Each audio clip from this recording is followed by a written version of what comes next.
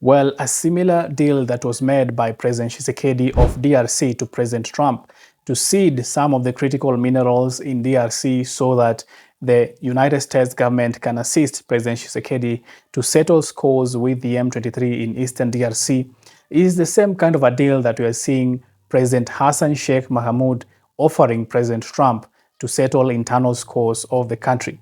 President Hassan Sheikh Mohamud has offered President Trump critical air bases and ports in the country that he doesn't have control over so that he can have authority over the entire country. Well, in this video, I'm going to tell you the conundrum in all these offering of these critical ports, where they are located, and why it is bringing up a lot of contention in the Horn of Africa. Well, this is Bonafide. If you haven't subscribed, kindly subscribe and hit that notification button so that when I release something new on Somalia, you get notified as soon as possible. Well, since the beginning of this Trump administration, the Somalia government has been in jitters and talks that finally the United States could come and recognize the sovereignty of Somaliland. And this is not coming out of bare speculation, because the US-China subcommittee in the US House of Representatives in January called for the State Department to open a representative office in Somaliland. The fears that Somalia has that the United States is going to finally recognize Somaliland as a nation are growing, and they are solid. And while this second Trump administration has come with funding cuts, and that brings up the second fear that Mogadishu has. Somalia fears that the US will cut ties with the federal government and end decade-long state-building projects. These are the funds that the United States have been giving Somalia so that it can rebuild as a nation. Well, these are the worries, because the Republicans are saying that we don't have to spend where we are not getting enough money back. And that is the reason as to why right now the president of Somalia, Hassan Sheikh Mohamud, has decided to offer these critical bases and ports. But which are these critical bases and ports?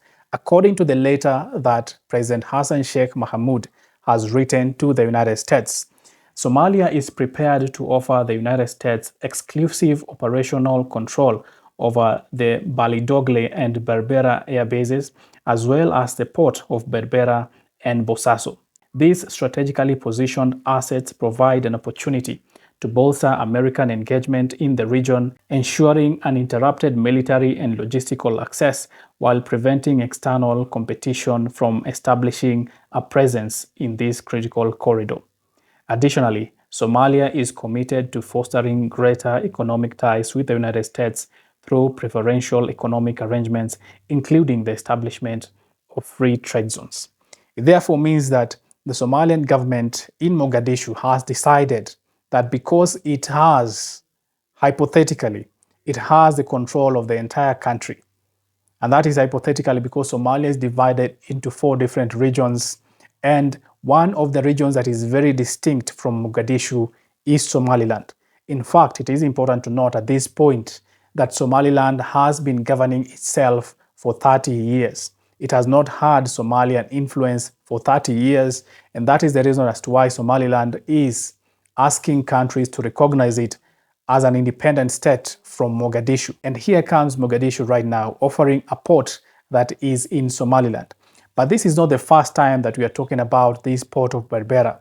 Just last year, Somaliland had offered the port of Berbera to Ethiopia, and that brought up a lot of diplomatic rows with Mogadishu, saying that Ethiopia is infringing in its sovereignty, and that was resolved by having dialogue with Turkey as a mediator, and the two countries, Ethiopia and Somalia, came into some form of an agreement.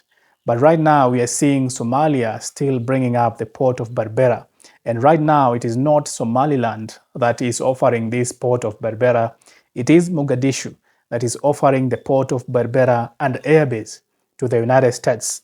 The fear is that the United States will in one way or another recognize Somaliland, and that will make Somalia to lose that entire region of Somaliland. And this is not all. The port and airbase of Bosaso are not within Mogadishu's authority. they are in Puntland. And while this is coming at an opportune time for the United States and the United States military, because the port of Berbera is located at a very strategic position just overlooking Yemen. And you know, the United States right now is in a fierce war with the Houthi in Yemen.